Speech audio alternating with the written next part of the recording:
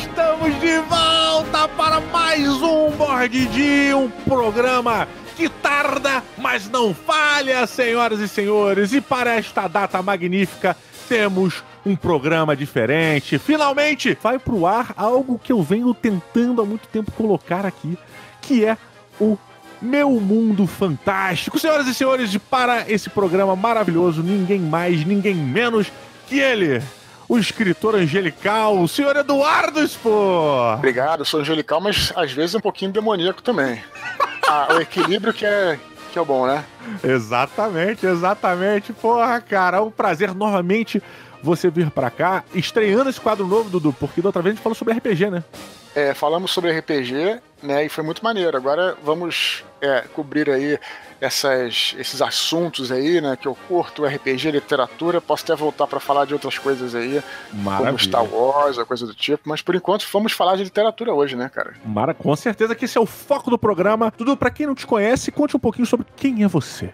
Pô, cara, eu sempre gosto de me apresentar dizendo que eu sou um nerd antes de tudo, né? Isso me levou a me tornar RPGista, escritor, jornalista e, bom, já quem não me conhece aí, eu já nessa área literária já escrevi 4 romances, alguns livros e 4 romances. Mais conhecido deles talvez seja Batalha do Apocalipse e os outros 3 Filhos do Éden, né? Que é da mesma, se passa no mesmo universo, digamos assim, celeste, fantástico, não sei. Poderemos. Então, mais ou menos isso. Pergunta importante para saber a cronologia. Você se entende nerd pois joga RPG ou joga RPG pois se entende nerd? Cara, eu acho que eu diria que eu sou um nerd antes do RPG mesmo, porque eu acho que a minha nerdice começou com Star Wars. Quando eu tinha 4 anos de idade, fui ver o Império Contra-Ataque. Acho que ali começou a minha nerdice. Além de ser um escritor, isso tudo que ele falou, ele também é humilde. Porque ele podia ter deixado claro que ele é um cara que vendeu mais de 1 milhão de livros aqui no Brasil. E não falou. Mas eu falo porque eu estava lá no teatro comemorando com ele este 1 milhão de vendas. Olha que maravilha. Uns 10 anos da batalha, né? Foi uma comemoração que rolou, né? De 10 anos, né? Exatamente, cara. Foi fantástico. Estava lá e, somado a isso, o Dudu Spohr também está com uma super novidade para os fãs de Batalha do Apocalipse e suas obras. Ele está trazendo agora a tetralogia angelical, ou angélica. Eu acho, o correto é angelical, né? Mas a Angélica acabou se tornando porque foi um apelido que a galera deu, assim, e acabou se tornando o oficial, assim, né? Apesar de que eu acho que em termos de português, de gramática, nem tá o mais correto, mas pra prestigiar o público, né, cara? E o que é isso, Dudu? Conta um pouquinho sobre o que tá rolando no Catarse aí, cara. Pô, cara, então, é uma oportunidade única aí, que a galera que gosta dos meus livros, e também quem não conhece, né? A gente lançou os meus romances todos, foram pra livraria e tudo mais. E agora, né, ele tá no Catarse como uma edição de luxo, cara, um box de colecionador. E quem quiser, hoje em dia, é a oportunidade no Catarse, você sabe que tem 2 meses, o projeto dura 2 meses, né? Então, é a oportunidade, cara, única que a gente vai ter de poder vender essa box de colecionador pra galera, né? E como é que é esse box? São todos livros em capa dura, uma caixa rígida e tal, e mais uma pancada de brindes aí, que se você quiser escolher recompensas mais altas, tem muita coisa lá. Tem desde coisas como marca-página até brindes mais altos, que é a possibilidade de você ter o seu personagem canonizado no universo dos meus livros. Isso é mais pra quem é fã, pra quem gosta. Tem um livro esse de contos, enfim, tem tudo. Mas a ideia basicamente era essa, cara, a gente fazer um box de colecionador que, pra ser lançado em livraria, Didi, seria muito caro, né? E o Catarse te permite fazer uma venda direta, portanto fica um preço mais acessível pra galera. Cara, então, eu tô vendo aqui que tem até dog tag de alguns personagens e tal. Cara, que barato, cara. Isso, exatamente, pô. E também tem pra quem curte também, tem uma edição do Batalha do Apocalipse que é encadernada, sem revisão, enfim. E se você também não curtir, de repente você faz a recompensa mais baixa. E também se tu for um cara que, já comprei os livros, não curto, não quero comprar a edição especial, prefiro não ter, prefiro a minha edição velhinha aqui. Sem problema, pode até colaborar com R$15, que é a recompensa mínima, né? Que você já ganha e-book, já ganha quem é de São Paulo, na verdade quem é do Brasil inteiro, tem um ingresso para um evento que vai rolar em São Paulo em dezembro. Tudo isso aí, cara, é uma super acessível pra galera. E o bacana do crowdfunding é estar em contato com a comunidade, né? Então, convido vocês a aparecer por lá. catarse.me/Filhos do Éden, ou falar comigo, eu sou super acessível nas redes sociais aí.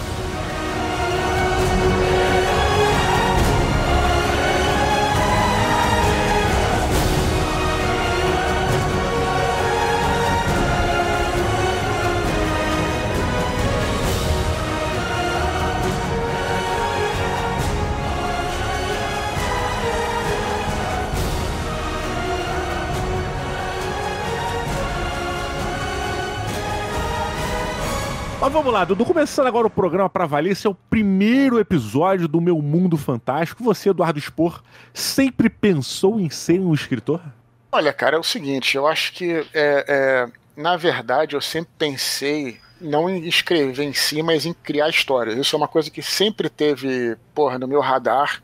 Eu, quando era moleque, aqui no Rio, eu usava voz, tinha uma casa ali em Guaratiba, ali, na região ali do Rio e tal, e eu sempre ia lá pra um sítio que tinha lá, e sempre era o moleque que inventava lá a Polícia Ladrão, e aí, as brincadeiras de tudo que tinha, eu inventava, talvez por ter essa mente, que eu sempre gostei de cinema, mesmo antes de escrever, aprender a escrever, com Guerra nas Estrelas, como eu te falei, sabe, eu gostava muito de ficção científica, de fantasia, de aventura, então aí eu sempre tive essa coisa de criar histórias, né, e é uma coisa que eu sempre gostei. Engraçado que a primeira história que eu criei, que eu escrevi, na verdade, quando eu fui assistir o ET, o Extraterrestre, filme de 82, Sim. Voltei para casa super empolgado com aquela história e escrevi uma história em quadrinho em que inventei um outro extraterrestre, né? Mas era o meu extraterrestre e tal. Então, cara, aí daí que veio essa. Agora, eu não sabia exatamente se eu ia ser um escritor, porque eu mal sabia escrever. E aí depois, à medida que o tempo foi passando, eu fui tentando me expressar através de desenho, né? Que a criançada no começo desenha, né? Mas, cara, eu comecei a ver que eu era muito ruim naquilo.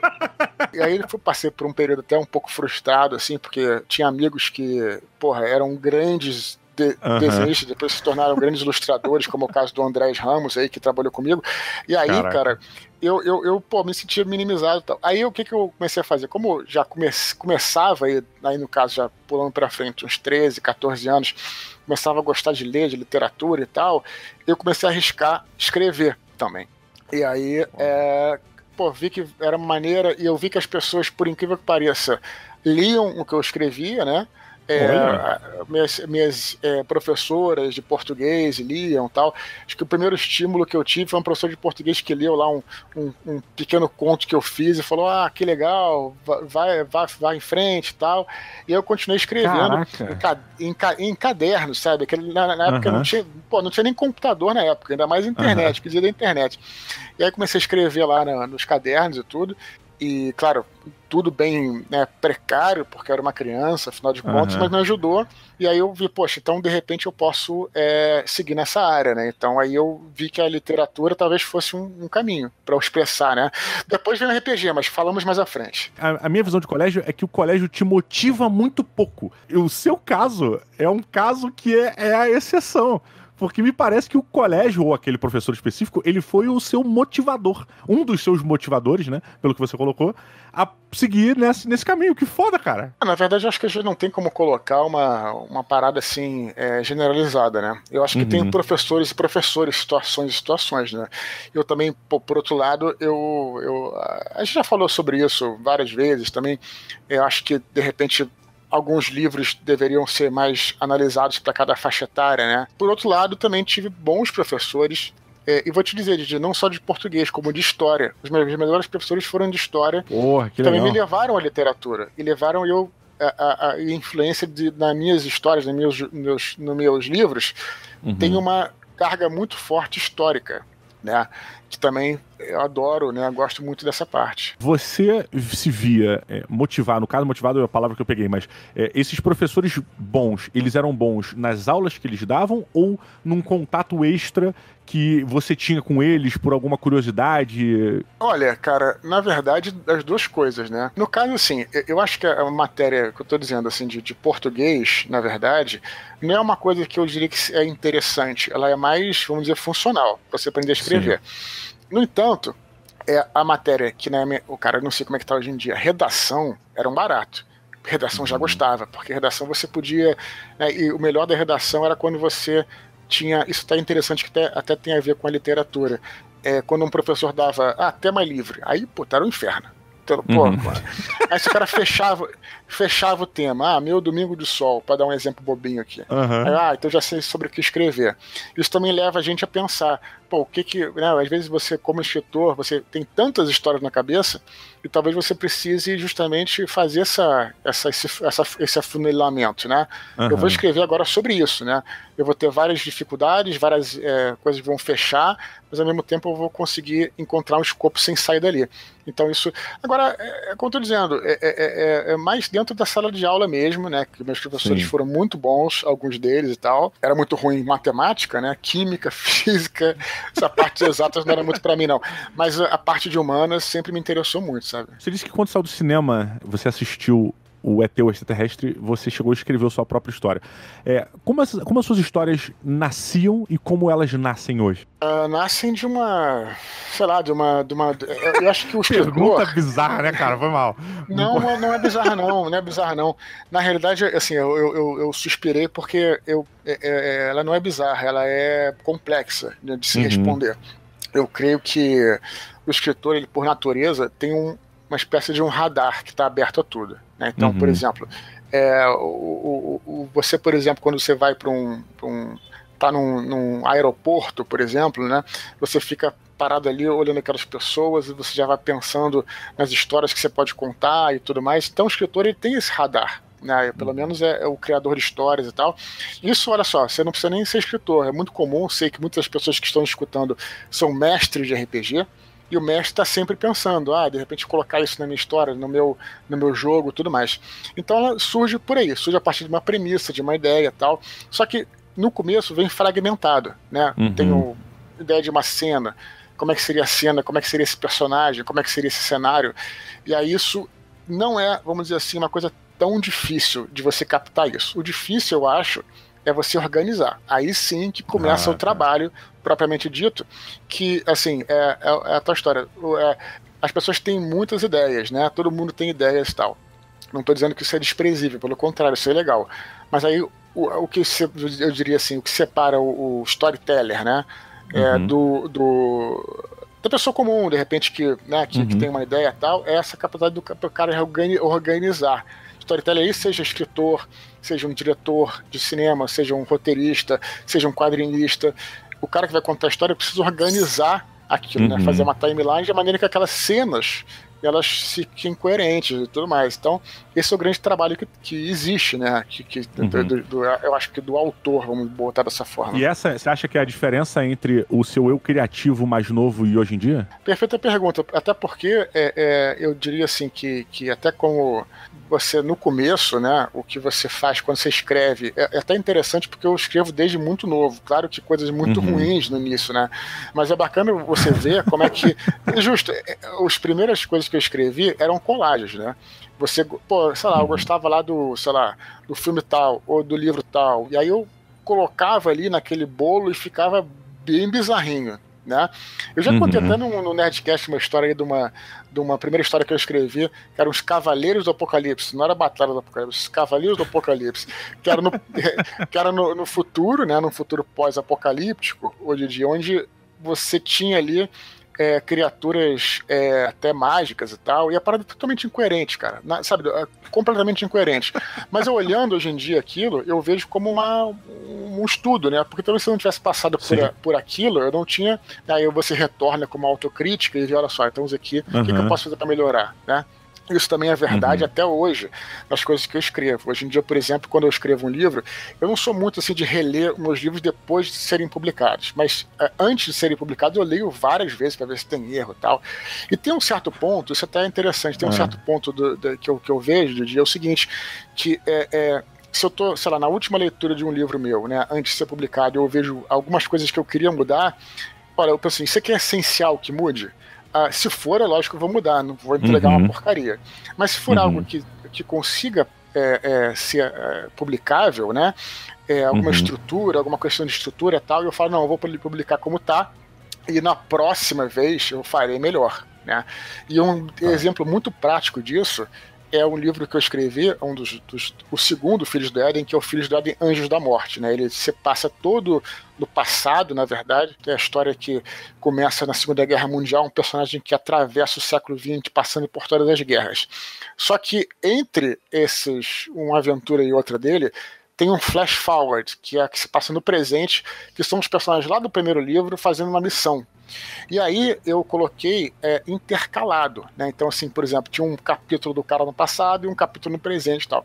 Aí beleza, eu vi aquilo depois que eu li, eu falei, olha, na próxima vez que eu fizer, eu vou fazer diferente, porque você, de repente, tá num clima X e depois muda completamente o clima. Então, para aquilo não ficou muito bom, porque é muito diferente de séries, por exemplo, a mídia tem que ser levada em consideração também. E a série você consegue fazer isso, um filme você consegue fazer isso. Na literatura, não vou dizer que não consegue, tá? Tudo é possível, mas você o leitor faz um esforço para ter uma imersão, você tá entendendo? Sim, e de repente ele fez o esforço da imersão, acabou de ler o capítulo, daqui a pouco ele é jogado por outra coisa, calma, ele fica cansado. Né? Então o que eu fiz no outro livro, que é o Paraíso Perdido? Eu, observando isso, eu olhei e falei, olha, eu quero contar a história em 2 períodos de tempo diferentes. Então eu fiz a primeira parte, que é num período de tempo, terminou a primeira parte, fiz toda a segunda parte em outro período de tempo. Então é como se fosse, e a terceira parte aí juntos os dois, mas a questão é que você lê é como se você estivesse lendo 2 livros. Você acabou a historinha, sim. Você segue sem parar aquela historinha, acabou, segue sem parar a segunda historinha sem ter muitas interrupções. Então, só estou falando isso para te explicar, assim, para te responder que essa coisa de você fazer essa autocrítica, né? E observando como é que você pode melhorar. Errar é super comum. Se você nunca escrever e nunca tentar, se você não errar, você não vai fazer nada nunca mesmo. Então faz parte de você cometer erros, né? A realidade, ela é o que é. Ela se justifica por existir. É isso e ponto. A ficção, ela precisa ser justificada para que você acredite na existência daquilo ali. Na existência fictícia. Então, por exemplo, estamos eu e você andando no mundo real pela rua X, pela Fernambetiba, lá na beira da praia, batendo papo, tomando picolé. De repente cai um meteoro no mar e sai um robô gigante de lá. Se isso aconteceu, eu não preciso ter que contar a sua história, não preciso contar pros outros o que você estava fazendo em casa até aquele momento, depois que aquele meteoro saiu de uma explosão de um planeta X e veio voando até ali, aquele robô tentou evitar, mas ficou preso. Eu não preciso contar todos esses pontos. A realidade, ela se justifica pelo acontecimento, o fato. Pá! Caiu um meteoro na praia enquanto o Eduardo Spor e o Diogo Braga tomavam picolé. Pronto, já é real. A ficção, meu amigo, ela demanda de você convencer terceiros de que aquilo faz sentido, aquilo tem uma lógica e essa lógica é real. E aí a pessoa começa a acreditar na sua história, ela começa a ouvir o que você está falando e a gostar do que você está dizendo. Então você consegue vender aquilo, entre aspas, como uma verdade para a pessoa. Quando você começa a escrever, você tem essa questão de 1 milhão de ideias, porque você começa a organizar isso. Esse sentido, essa união dessas informações, ela é pautada em quê? O que você segue um padrão, você segue uma norma, tem a jornada do herói, que você foi um cara que trouxe, por anos isso aí no Nerdcast, muita gente começou a estudar a jornada do herói por sua culpa. Isso hoje em dia é um fator ainda crucial na sua organização de ideias, ou você já está num outro nível? Como é que tá isso? Cara, eu acho assim que, bom, você fez várias perguntas em uma, né? Pois é. Eu acho assim que essa questão da coerência, ela é importante sim, o que é até bizarro, porque você, como comentou, a realidade não precisa ser coerente, né? Na realidade, muitas vezes não é. Então tem aquela frase, né, que eu já falei em vários podcasts que eu já participei, mas é uma frase muito legal, que diz que a diferença entre a ficção e a realidade é que a ficção precisa fazer sentido. E a realidade não precisa fazer sentido nenhuma. Mas é isso, a ficção tem que fazer sentido para você acreditar naquilo. Pegando essa questão, é justamente você trabalhar a coerência, né? Se você até tem obras sem coerência, mas que são surrealistas. O surrealismo não tem coerência. Mas o próprio fato de ser surrealista já é a coerência de que ele não é coerente. Dentro do estilo, né? Entendeu? É o estilo daquilo. Então, mas no geral você tem que ter essa coerência para você, porque é claro, o que eu estou te falando, a literatura, na verdade isso eu estou falando de todas as mídias, né? Mas a literatura ainda mais, porque como eu estava falando antes, você tem que fazer o esforço de imersão. né? Se você, de repente, o cara tá imerso naquele seu universo e você fala uma besteira, ele catapultado para fora e você perde o leitor, perde o espectador. Então isso é uma coisa, né? Eu acho que não sei te dizer assim qual é a questão técnica. Você tem que usar o famoso bom senso. Bom senso não tem nada que seja técnico no bom senso, né? É justamente você ter o bom senso daquilo. Tem coisas, por exemplo, que até são maneiras, até são coerentes, mas o bom senso te leva a não falar aquilo. No caso, eu também sou movido pelo desafio, né? Para dar um exemplo bem prático, quando eu escrevi o Batalha do Apocalipse e anunciei o segundo livro, muita gente pensou que eu ia escrever um outro Batalha do Apocalipse, com a mesma pegada, com caras, heróis superpoderosos e tal. E no Filhos do Herdeiro de Atlântida, que foi meu segundo livro, o primeiro da trilogia Filhos do Éden, eu fui no caminho inverso. Eu fiz uma história bem mais humana, sem grandes, né, heróis e tudo mais. E por que eu fiz aquilo? Porque eu queria me desafiar, né? Então, também eu sou movido por esse desafio. Eu até brinco dizendo que eu tenho muita dificuldade de escrever, né? Assim, eu escrevo primeiro um capítulo, aí depois eu, fico achando que tá ruim e torno a revisar e reescrever e tudo mais e tal.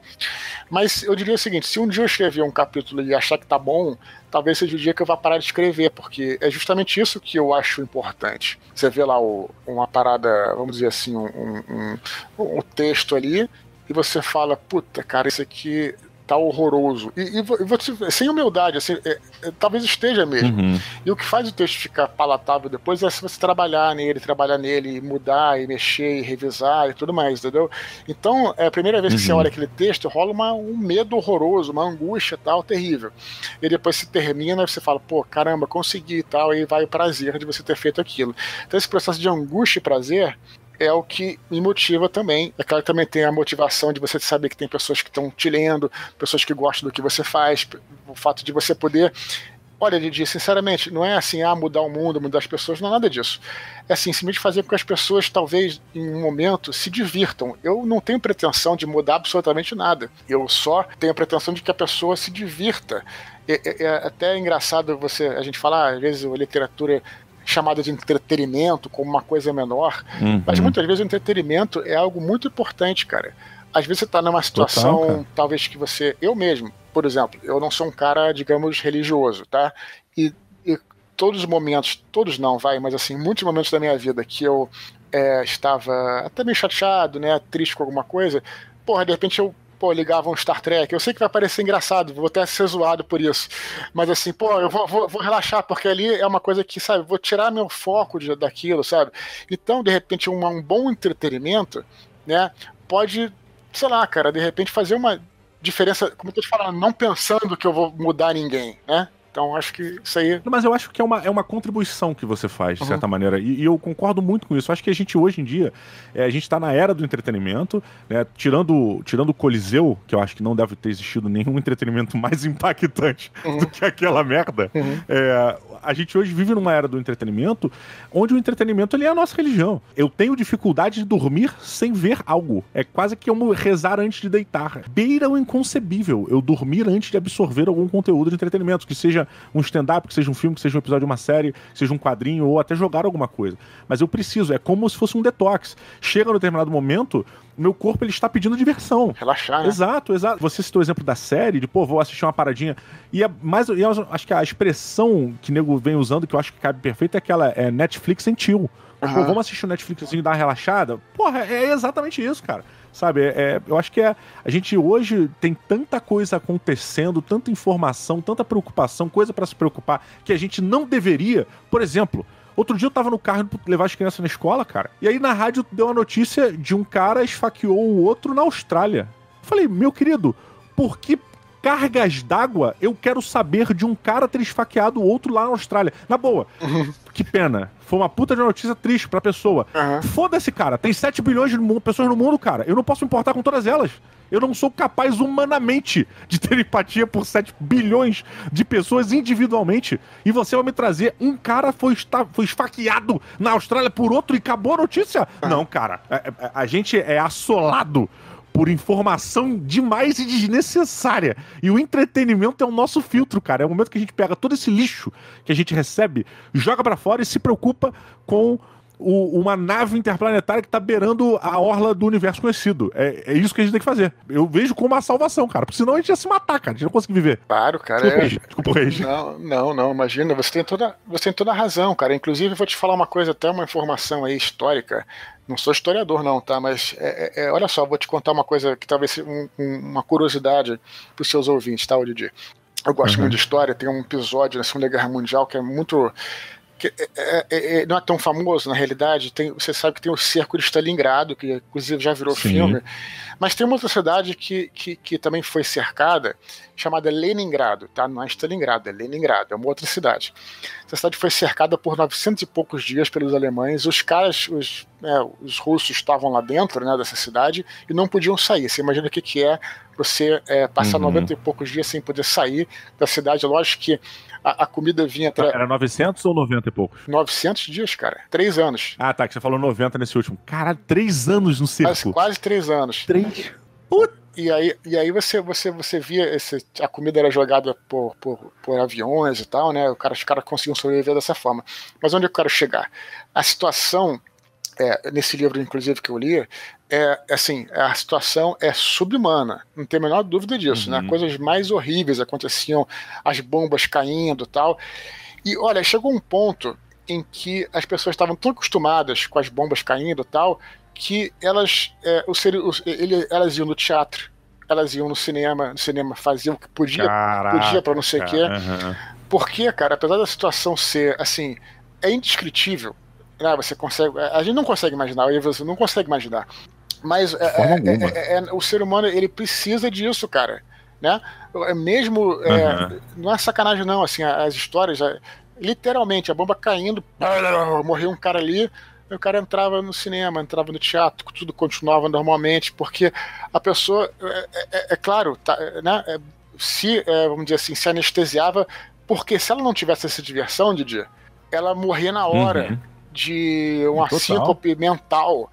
Então era a maneira como ela tinha. Então, só para dar um exemplo, né, e puxar para uma coisa histórica, como é que isso é realmente necessário para o ser humano. Você acha que surtar é uma coisa difícil de acontecer, tá redondamente enganado, cara.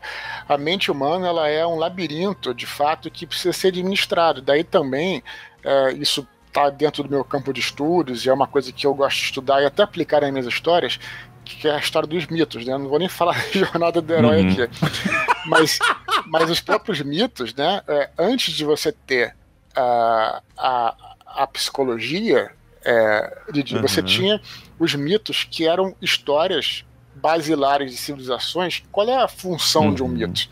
É mostrar para a pessoa como é que ela deve agir, né? Então, por exemplo, para usar o mito mais conhecido da nossa civilização, que é o cristianismo, né? A Via Crucis, e Cristo sendo açoitado e jamais caindo, e sendo levado para a cruz.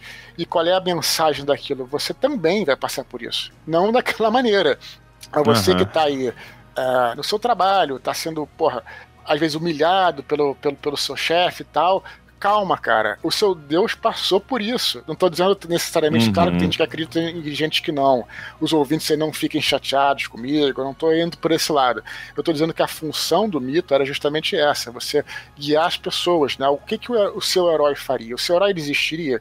O seu herói age, apesar das adversidades, ele age de forma digna em relação àqueles obstáculos da vida. Então aquilo te guia através dessa, né? Você vai enfrentar dificuldades, assim, você está enfrentando uma dificuldade que, no nosso caso, né, pode ser de repente uma doença na sua família e tal, e você pensa, aquele herói enfrentou, você vai até achar engraçado, o herói enfrentou um dragão, como é que ele, saiu todo fodido da parada. É uma maneira de você fazer essa comparação, né, vamos dizer assim, né, o próprio, né, eu falei herói, mas vamos dizer assim, o próprio Cristo que enfrentou o diabo, o próprio Krishna, né, que enfrentou umas criaturas, né, enfim, por aí vai, né, cara. Você faz essa comparação, sabe?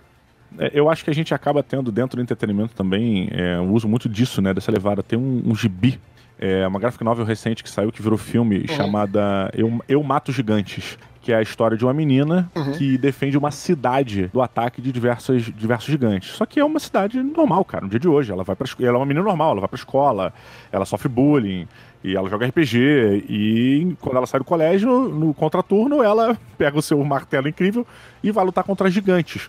E o livro, ele é uma metáfora, né, por os desafios que essa também, não só isso, né, o gibi, ele deixa muita coisa em aberto justamente para você poder interpretar o que você quiser. E eu também não vou entrar em muitos detalhes, mas existe um passo, um acontecimento na vida dessa menina que materializa, de certa maneira, o surgimento de outras coisas, que seria, no caso, a válvula de escape dela.